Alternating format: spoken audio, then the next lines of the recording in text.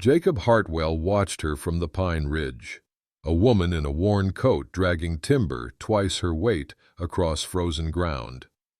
Alone in a world that had forgotten kindness, he'd ridden past every morning for 2 weeks, and every morning his chest tightened with something he'd buried alongside his wife. The woman below worked without pause, notching logs with practiced hands, her breath forming clouds in the November cold.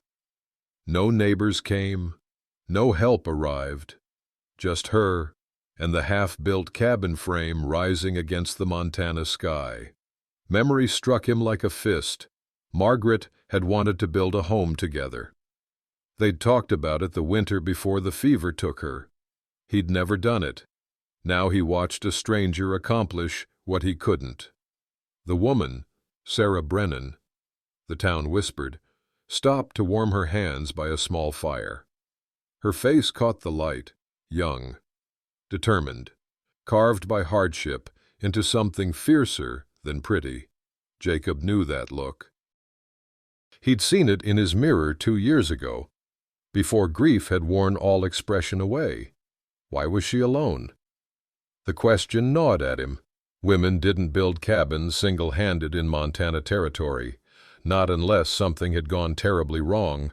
His horse shifted beneath him, restless. Jacob tightened the reins. Torn between riding down and riding away, guilt warred with curiosity. Margaret's memory felt like a wall between him and the living world, and watching this stranger felt like betrayal. But he'd be back tomorrow. The watching had become ritual, his only emotional tether to anything beyond the emptiness. Sarah looked up suddenly, directly at the ridge. Their eyes met across 200 yards of grassland. For one breathless moment, neither moved. Then Jacob pulled his horse back into shadow and disappeared into the pines. Below, Sarah returned to her work, but her hands shook slightly as she lifted the next log. 3 days later, the storm came.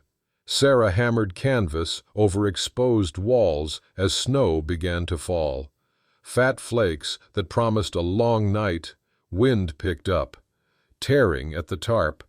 She was losing the race against weather, and panic edged into her movements. Hoofbeats. She spun, reaching for the rifle propped against the cabin frame. A man emerged from the white curtain of snow, the watcher from the ridge, leading a pack horse loaded with supplies. He dismounted without asking permission and began unloading nails, rope, heavy canvas, dried beef wrapped in burlap. Sarah raised the rifle. "I don't need charity." "Not charity." His voice was rough from disuse. "Neighborly sense. Storm'll rip that canvas clean off by midnight. And what's your price, neighbor?" He looked at her then, really looked, and she saw something in his eyes that made her finger ease off the trigger. Loneliness recognized itself. "Just let me work." She lowered the rifle but kept it close. They worked in tense silence as the storm built around them. He moved with quiet competence, securing tarps with practiced knots, reinforcing weak points she'd missed. Snow accumulated on his hat brim. He didn't speak again. By full dark, the cabin was battened down, groaning but holding against the wind. He tied off the last rope and walked to his horse without a word. "Wait," Sarah called. He turned. "Who are you?" "Jacob Hartwell." "Thank you, Mr. Hartwell." He nodded once and rode into the blizzard.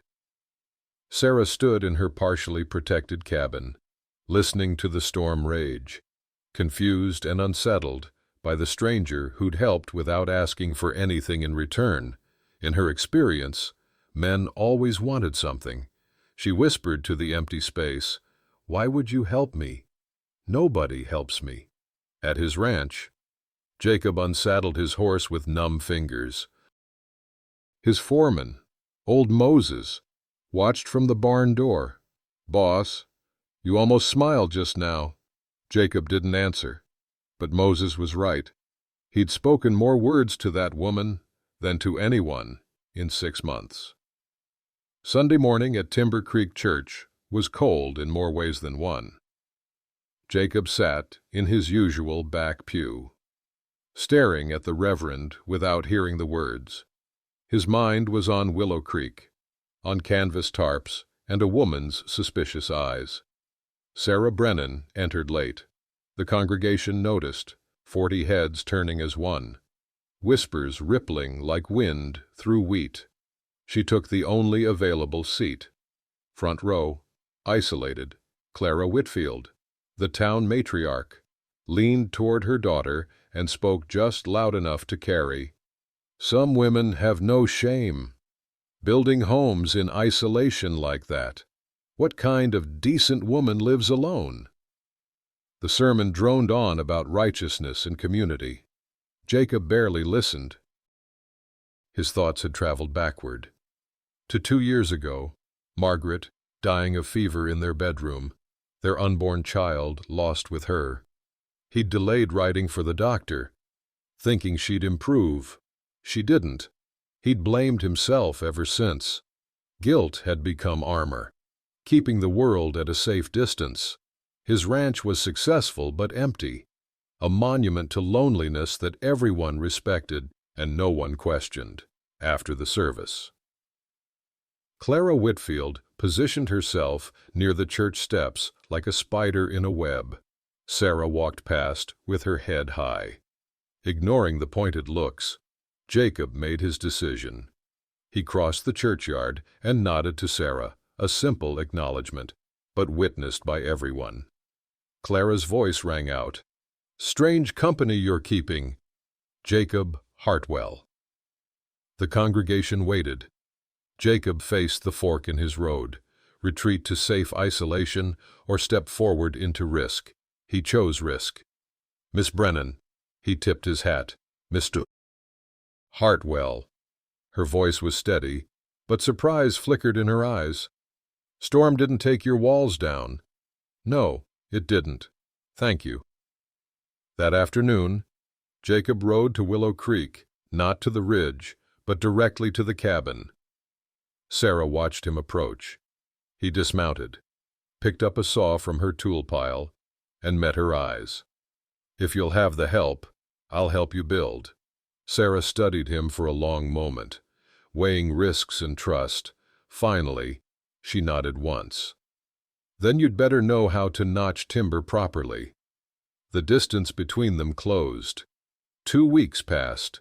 The cabin took shape. They developed a rhythm. Jacob arrived at dawn, worked until dark, spoke little but accomplished much. Walls rose, roof frame took form. The work was hard and good. And Jacob felt something in his chest loosen, something that had been clenched tight since Margaret died. Sarah learned fast. He taught her proper notching techniques, how to read wood grain, where to place support beams. Their hands touched briefly, passing tools, a charged moment both noticed. Neither acknowledged. Evening meals by firelight became ritual. Conversations remained sparse, but weighted with meaning. "Your husband built before?" Jacob asked one night. "Ben? No. He was a ranch hand. Died in a range dispute last year." Sarah's voice was matter-of-fact. "Town blamed him as a troublemaker. I inherited the shame." Jacob nodded, understanding more than she'd said. "Town's good at blame," he said quietly. The next morning, they discovered half Sarah's timber pile had been stolen overnight. Winter wood she couldn't afford to lose. Sarah's face went pale with rage and fear. "I'll find it," Jacob said. I'll find it." He tracked the thieves to a drifter camp 5 miles out. 3 men, drunk and careless. Jacob recovered every log and delivered a warning cold enough to freeze blood. When he returned the wood to Sarah's property, she was waiting. "You didn't have to do that." "Yes," he said. "I did." That night, Jacob dreamed of Margaret. He woke feeling guilty. Was helping Sarah betraying his wife's memory? Next morning, he arrived at Willow Creek distant and quiet. Sarah noticed immediately. She set down her hammer and looked at him. Grief isn't betrayal, Jacob. The dead don't want us dead, too. Her words cracked something in his chest. He nodded, unable to speak, and returned to work with new intensity, building not just a cabin, but something within himself. The blizzard hit without warning. One moment they were working the roof frame, the next, the world disappeared into white. Temperature plummeted. Wind howled like a living thing. "Inside!" Jacob shouted. They sealed themselves in the half-finished cabin, canvas walls, gaps in the roof, the small stove barely adequate against the cold. The storm raged for 2 days. Proximity forced vulnerability. They shared a single wool blanket by the stove, shoulders touching, watching firelight dance on incomplete walls. "Tell me about him," Jacob said. "Your husband." Sarah was quiet for a long moment. Ben was flawed, quick temper, poor judgment sometimes, but kind. He loved me in his way. She paused. I loved him, but he's gone. I'm still here, still living. No idealization, just truth. "Your wife?" Sarah asked. Jacob stared into the flames. "Margaret. Fever took her and our baby 2 years back. I waited too long to ride for the doctor.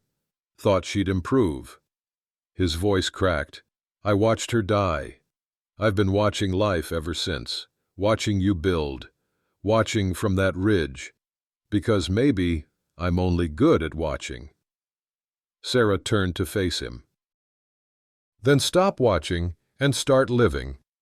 The words hung between them like a dare.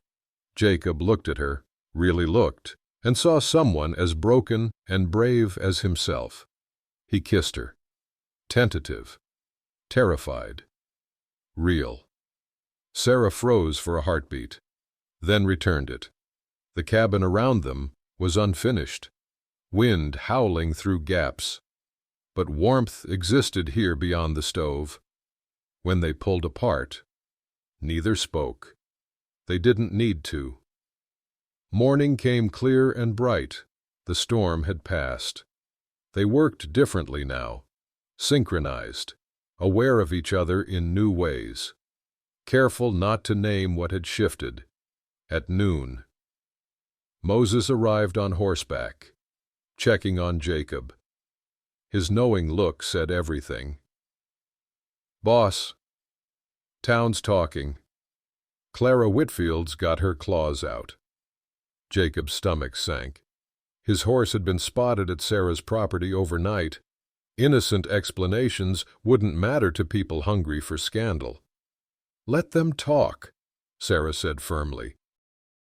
But Jacob's silence spoke louder than her defiance.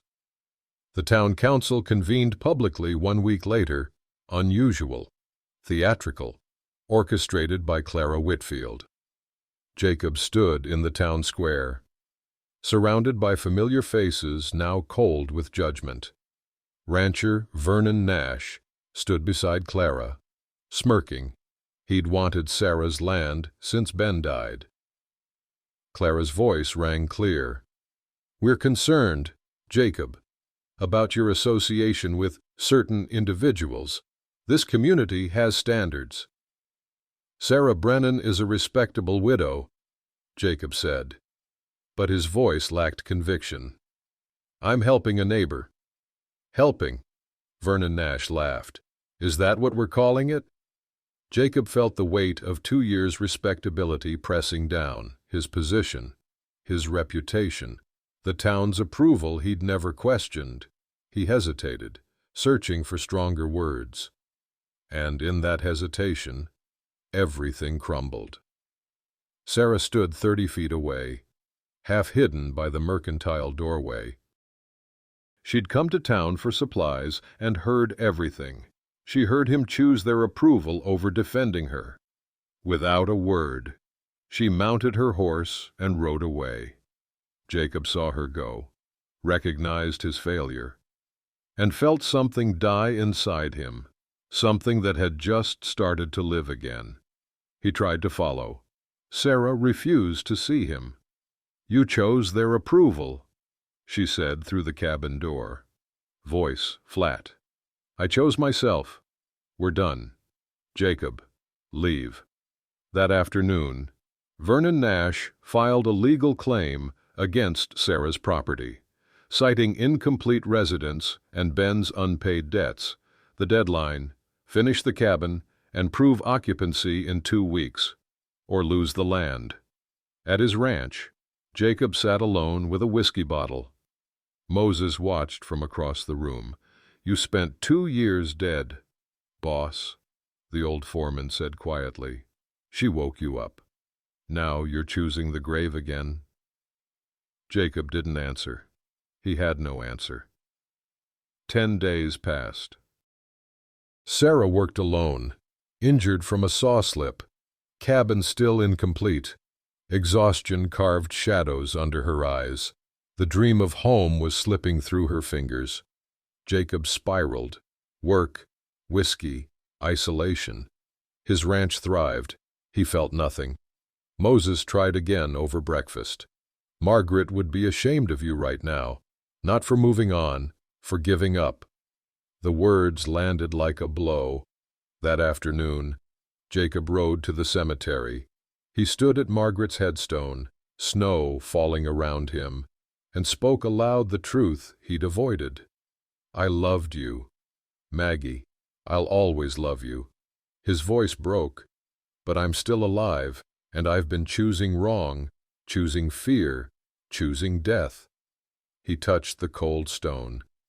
"She makes me feel alive, and I think you'd want that for me." Permission granted, to himself, from himself. Honoring Margaret meant living fully, not dying slowly. Jacob rode straight to town. He found the counsel in the saloon and slammed Vernon's fraudulent papers on the bar. "This claim is built on lies," Jacob said, loud enough for everyone to hear. "Ben Brennan's debts were paid. I have the receipts. Vernon wants her land, not justice." Clara Whitfield rose. "This isn't about land. It's about—" "Cruelty," Jacob interrupted. "Dressed up as righteousness. Sarah Brennan is worth 10 of you. Clara, she's braver, kinder, stronger than anyone in this room." He looked around at familiar faces. "You want to judge her? Judge me alongside her. I stand with Sarah Brennan." The room divided before his eyes. Clara's faction remained hostile, but others, younger families, the blacksmith, several ranchers, shifted. Respect for courage outweighed appetite for scandal. Moses stepped forward. "I'll help finish that cabin." "Me too," said the blacksmith. Others joined. At dawn, Jacob led a dozen men to Willow Creek. Sarah met them, rifle ready, confused. Jacob dismounted and met her eyes. "I was a coward. I'm here now. All of us. Let us help you build." Sarah looked at him, at the men behind him, weighing trust against fear. Finally, she nodded once. "Then pick up a hammer." 3 days of hard work transformed Willow Creek. The community that showed up wasn't the whole town, but it was the better half. Walls rose in coordinated effort, roof secured, door hung, floor laid. The cabin became real, solid, sturdy. Home. Laughter rang out. Shared meals. Collective pride. Western communal spirit reclaimed from judgment. Sarah and Jacob worked side by side. Few words, but constant awareness. Trust, rebuilding through action. One log at a time. On the 3rd afternoon, Vernon Nash arrived with 4 hired men. He carried papers and wore a gun. "This property's under dispute," Vernon announced. "You're all trespassing." The work stopped. Men reached for tools that could become weapons. Jacob stepped forward, Moses beside him. "The only trespasser here is you, Vernon." Vernon's hand moved toward his gun. Tension peaked, violence one heartbeat away. Sarah walked through the line of defenders, deed in hand, and faced Vernon directly. "This is my home," she said, voice steady as stone. "I'm not leaving, and you're trespassing." The completed cabin stood behind her, proof of residence, proof of community, proof of will stronger than greed. The sheriff, who'd been watching from his horse, finally spoke. "She's right, Vernon. Council reviewed your claim yesterday. Denied. You've got no business here." Vernon looked at the unified faces around him and saw he'd lost. He mounted his horse, face twisted with humiliation. "This isn't over," he muttered. "Yes," Jacob said quietly. "It is." Vernon rode away. The helpers departed as evening fell, leaving Sarah and Jacob alone in the completed cabin. Lantern light warmed the log walls. The small space felt enormous with possibility. "I don't know how to do this," Jacob said. "I'm still scared." "So am I," Sarah replied. "But we build it, one day at a time, like the cabin." He took her hand. She didn't pull away. They stood in their completed work, not just timber and nails, but trust and second chances made tangible. Jacob pulled her close and kissed her. No hesitation this time, no fear. Outside, the first stars appeared. Inside, a home began. Spring arrived like a promise kept. Sarah stood at the cabin door at dawn, coffee cup warming her hands. 3 months had passed. The cabin had evolved, small garden planted, corral built for Jacob's horse, curtains in the windows, signs of 2 lives merging into one. Moses and the ranch hands came for Sunday supper now, found family forming around the couple, laughter replacing the silence that had defined Jacob's life for so long. That morning, they walked to church together, Sarah's hand in Jacob's, both ready to face whatever came. Some glares remained, Clara's faction, smaller now, bitter but irrelevant. Younger families greeted them warmly. The town was learning. Acceptance wasn't complete, but it was growing. After the service, they rode back to Willow Creek in comfortable quiet. On the porch that evening, they talked of the future, expanding the cabin, adding a room, maybe children someday, building forward, not just surviving. "You ever regret it?" Jacob asked. "The hard way?" Sarah smiled. "Every good thing worth having comes the hard way." She watched him work the corral in the fading light. He looked up, caught her watching, and smiled, rare, genuine, the smile of a man who'd learned to live again. She smiled back. The cabin stood solid against the Montana sky. Wildflowers bloomed where winter frost had ruled. Smoke rose from the chimney, carrying the scent of home into the evening air.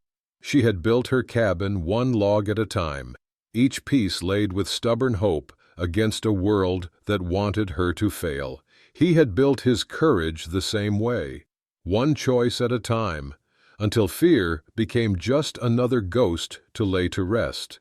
Together, they built a home, not from timber and nails alone, but from the harder materials, trust earned through action, second chances given and taken, and the quiet belief that even broken hearts can learn to beat again.